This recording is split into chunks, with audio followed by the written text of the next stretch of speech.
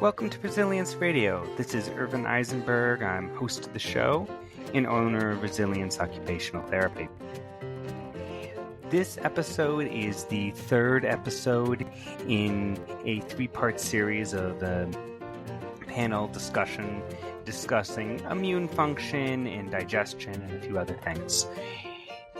If you enjoy this, you can check out the previous episodes. As always, the content on this show is not meant to be medically diagnostic or prescriptive in any way, and the opinions of guests do not necessarily reflect the opinions of myself or Resilience Occupational Therapy.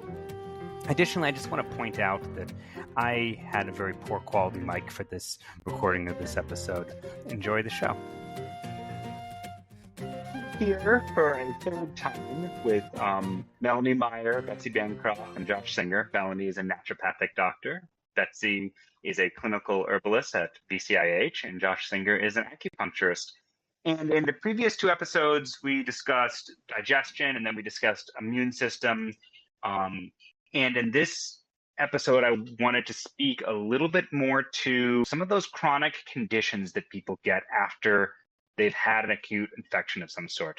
The first one to jump to a lot of people's mind right now might be long COVID, but there's a lot of other ones that I feel like fit into a similar category. And before I start trying to make any assumptions about what those are and how they overlap, I wanted to sort of pose that to the three of you. And let's start with Melanie on speaking to this.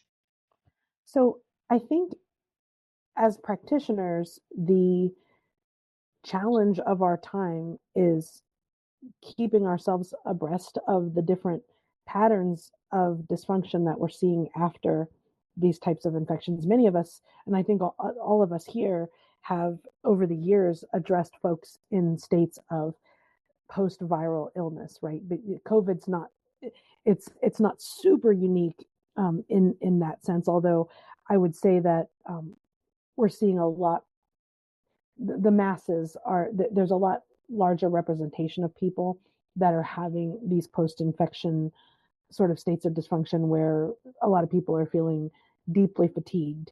We weren't paying attention to this a lot at the very beginning as much, but now we're seeing a lot of digestive, like people with a lot of digestive issues post-COVID. There's just a lot of things that people find that they're in naturopathic. Sometimes when we're taking our notes, we'll write NWS, never well since COVID.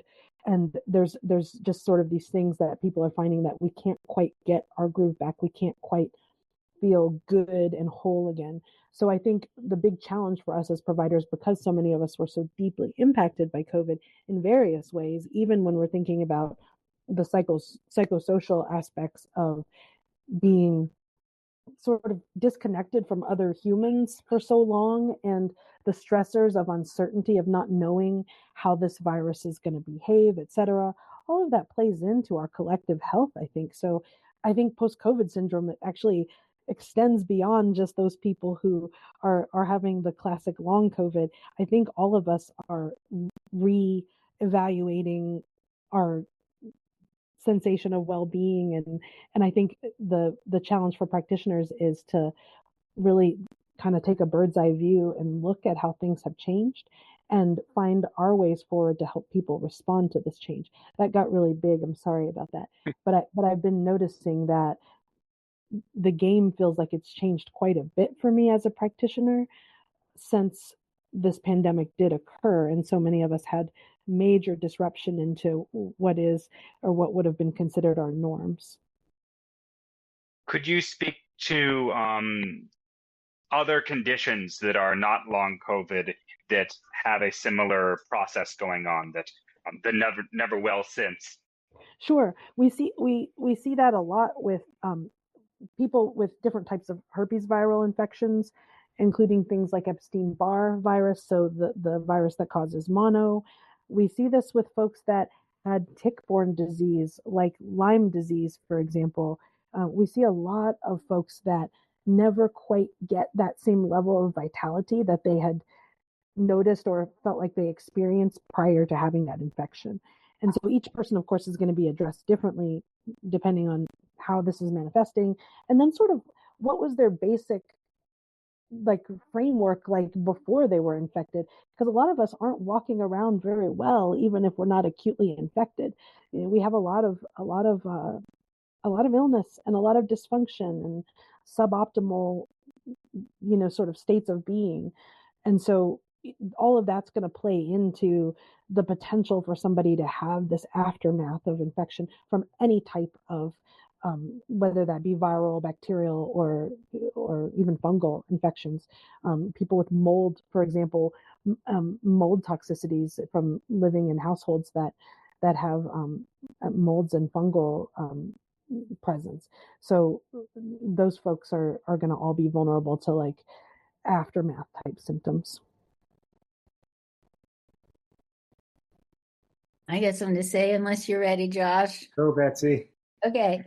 So this is a really important because there are a lot of, nasty infections around. And I think it really speaks to the level of vitality that Americans are like the level of vitality we're at on a daily basis. Stress, pollution, disconnection, as Melanie was saying.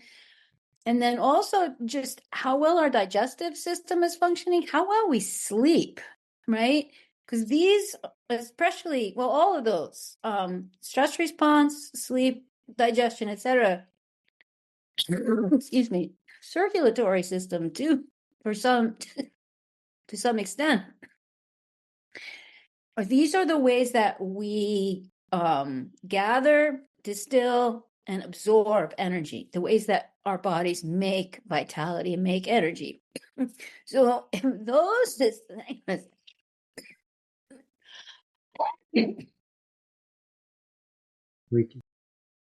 I could take it from here if you need a break. Are you okay? No, I'm okay. I just my throat dries up from talking, and I've been on break, so I haven't been talking that much. But so for purposes of the tape, I'll pause for a moment. They know how that is with editing. Mm-hmm. So to support people's ability to digest and assimilate food, support people's ability to sleep, support people's ability to relax, these are really important, like basic roots of vitality become really important with these long, like vitality sapping infections. Yeah, I very much agree with this. I think looking at how a person's general vitality is before dealing with a pathogen is so important. We're all striving to live healthy lives, like these pieces that Betsy's pointing out about sleep, being physical exercise without excessively exercising, and having good elimination, good digestive process, all these parts of what's keeping us healthy, having enough vitality and energy on a cellular level, is what we're striving to do. So when the pathogen comes, like this is the Zhengqi, Xieqi thing we had talked about earlier. When it comes, how do we deal with it? And if it does overwhelm our systems, often because we weren't up to full vitality beforehand, we have to sort of figure out what in my process, Chinese medically speaking, is trying to understand which systems have been sort of compromised. You had asked earlier about deeper, how disease goes deeper. And so my job really in that case is to figure out where the deficiency is, how the immune battle or whatever depleted the body's the system. And so for me, I see a lot of people after cancer treatments, and a part of their depletion is from the treatment. Is often from the treatment itself is quite depleting. So, getting people back to vitality usually is a process. It's usually not like a switch thing. It's usually a process that we have to prepare for. Okay, we're going to take a year and we're going to strengthen your body to get back, So like I say, for me, what I often do is I'm feeling the pulses like I've mentioned before. And what happens is when somebody, just to give information, when somebody is having an immune response, especially acute, but is having the pulse will often feel forceful. Like when you press against the vessel, it's like forces against you. Like a tree is like when you push a tree, it doesn't move. You know what I mean? Versus if it doesn't have root, the tree doesn't have a root. It just goes over. And the pulse is like that. It'll be forceful, even more than like a solid tree. It'll feel like it's pushing back against you. Just to share information here, I imagine the next pulse taker would say a similar thing. So when there's an immune response, when there's an inflammatory response, when there's an active infection, like an overactivity, the pulse will actually reflect it. The actual blood moving through that vessel, the forcefulness will change. And over time, if that infection goes on, or if the body really took a toll from the process, the immune process, then it gets weak. Then it's like as you press it, it kind of gives way. It's like you press this thing and it loses its strength and firmness. You know, it becomes less firm. And then eventually it becomes like it's hard, it's you have to dig to find it. It's like deeper. I'm just sharing some information as a practitioner about my process. Really feeling the pulse gives me direction. So it's like judging what phase of illness this person is in, and choosing different points, making a different diagnosis to choose different points and different herbs based on the way that pulses. If it's still in that acute phase, I would choose different points and use different herbs, like the sweating kind of herbs. Versus if the pulse really gives way, we call a spreading pulse, or it's really thin and deep, then we have to really strengthen and tonify the body, which could be a process. And then we pay attention to that pulse and really pay attention to see if it changes over time.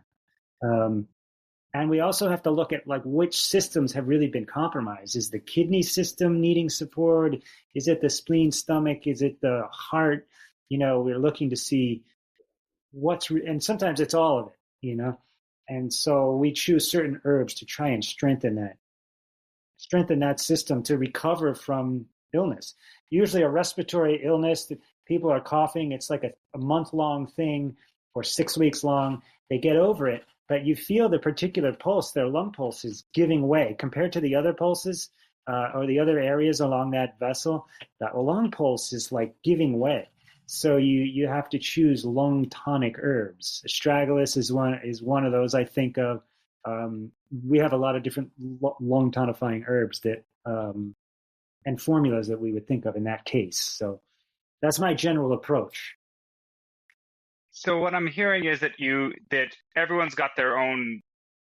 They start off with their own constitutional challenges, their own stressful situations, and inability to fight off infection.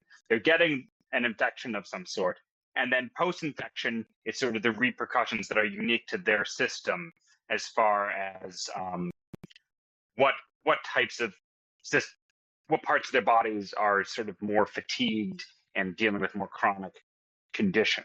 Compromised, right? Yeah, compromised. So I guess what I'm curious is, are there, it's always the challenge between everyone's individual health and then making generalized statements, and generalized statements have a danger to them of people taking them out of context. But are there any particular patterns specific to long COVID, or even specific or or between these types of things that people are seeing that are a generalization, but are a tendency of like this similarity between Epstein-Barr, mono, and long COVID, or is there some comparing and contrasting between these diseases that someone wants to make?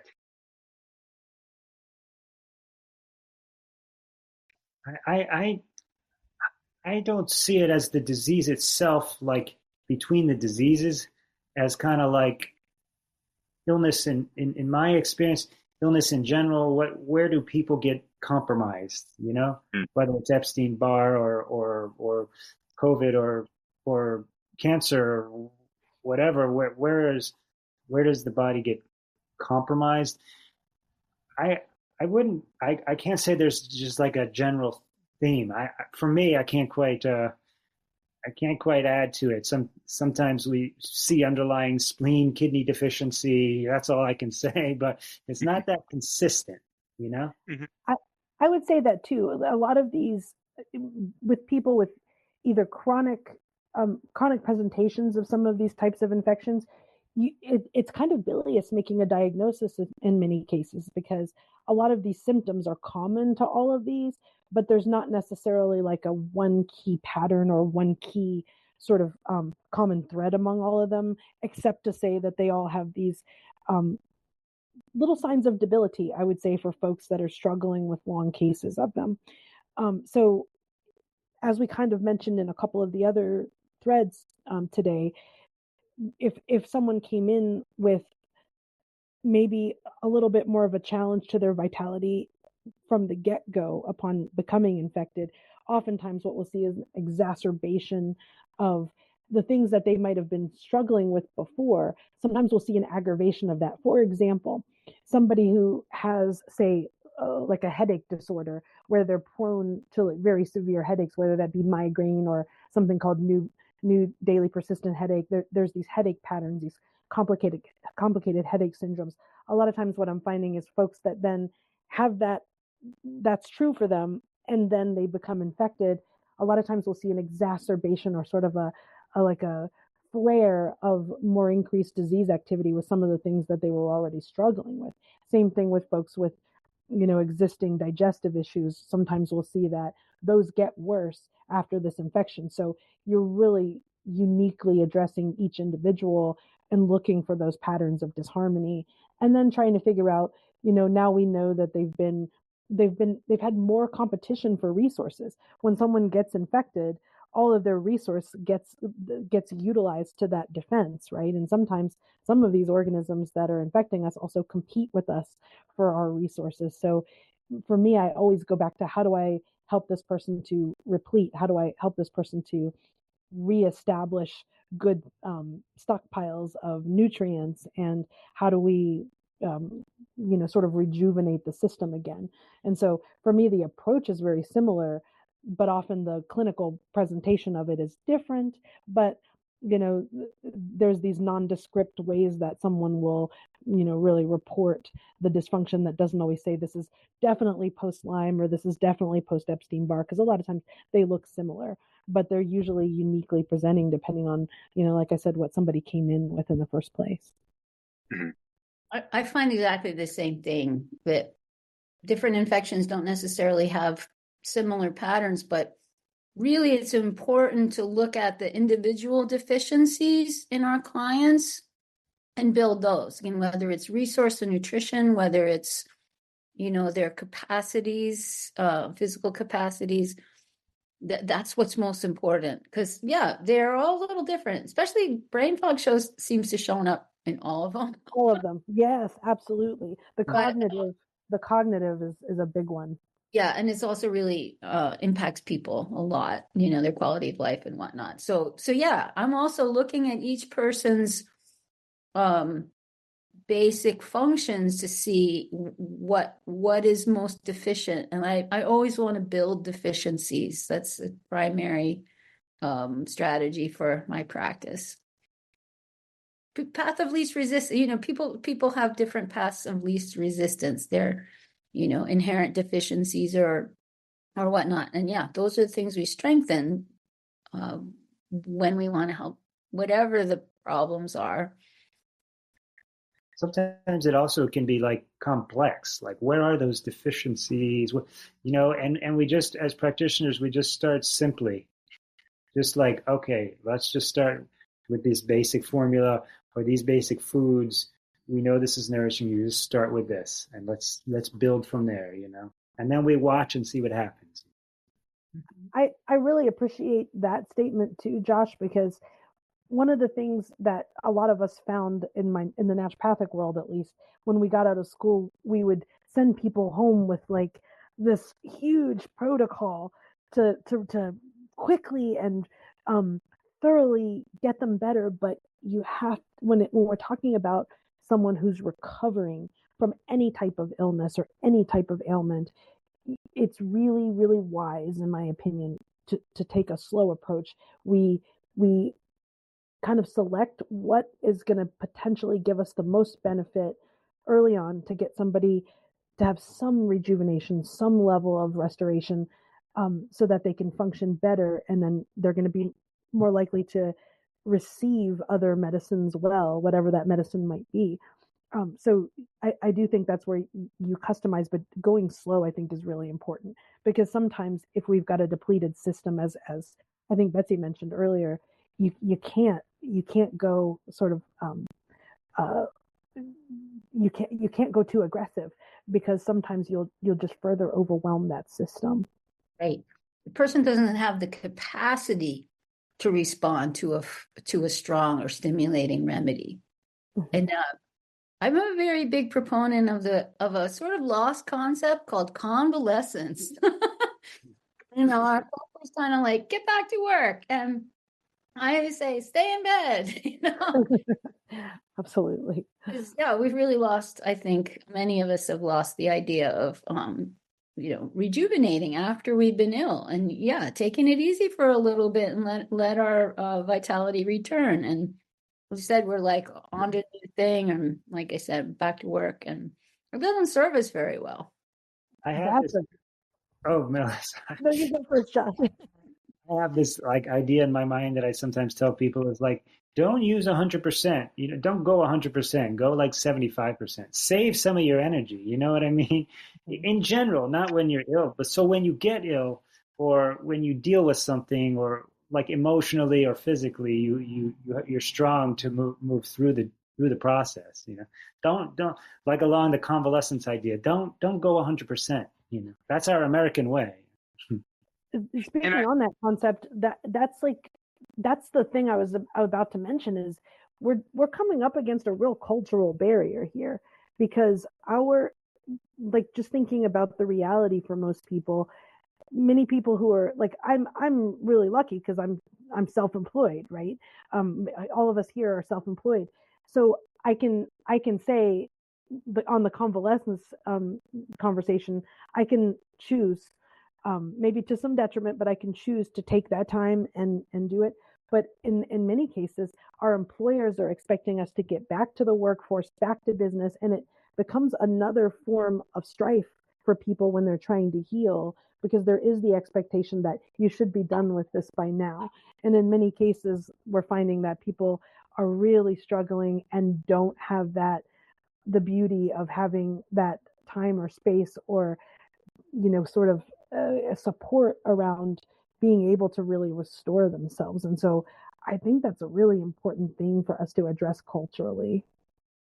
Well, I think there's a binary that's going on with this, that convalescence is, and Josh talking about the 70%, I think about, it used to be that if you had a hip surgery, or you're supposed to be bedridden, you're supposed to stay in bed and not move around because you don't want to rip that joint. And I feel like that was the case for a lot of illnesses too.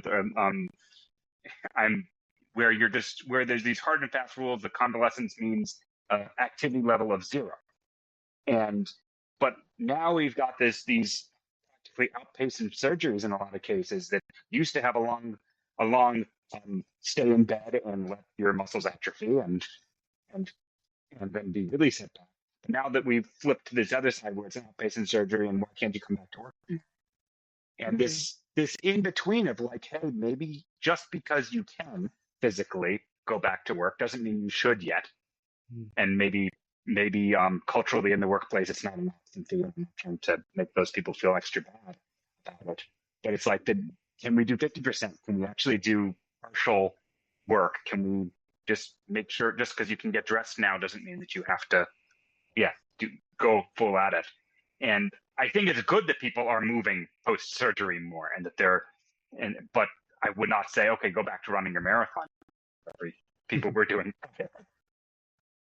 What you just said is really important in terms of how much, what is the capacity, and what is the rate at which we should operate at that point, and maybe get better at asking for support. Because it is really hard when you have, multiple jobs and a family and all the things to get, stay in bed is not an option for a lot of people. But can they get some support to dial it back any amount is a good thing. And I think it's a cultural thing, you know. We're not set up we have some programs, family leave or whatever. We have some stuff that helps, but I don't think we're fully set up for this mindset. I think you're 100% right. First step is to ask, especially I think that's one thing that we don't feel empowered to ask for what we need. I think we must try. Because the more that question is asked, the more that pushes change. If we start recognizing the needs of people, I do think eventually there is a shift in how we approach things. So we should ask. Mm-hmm. Yeah, asking for help isn't just helping yourself, it's helping change the culture so others feel more okay to ask. Well, I think that's ends up being a nice stopping spot there. Thank you all so much for your time today and discussing these topics. My pleasure. I love talking to all of you. This has really been fun. Yeah, it's fun. I hope you enjoyed this episode of the final of the 3-part panel discussion with Melanie Meyer, Betzy Bancroft, and Josh Singer. The music was brought to you by Aaron Marcus with their tune Some Biological Process. You can check the show notes for full credits on that. I hope you enjoyed listening to this, and if you did, you can always subscribe to new episodes in your podcatcher of your choice and get a new interview of some sort every week. Until next time, take care.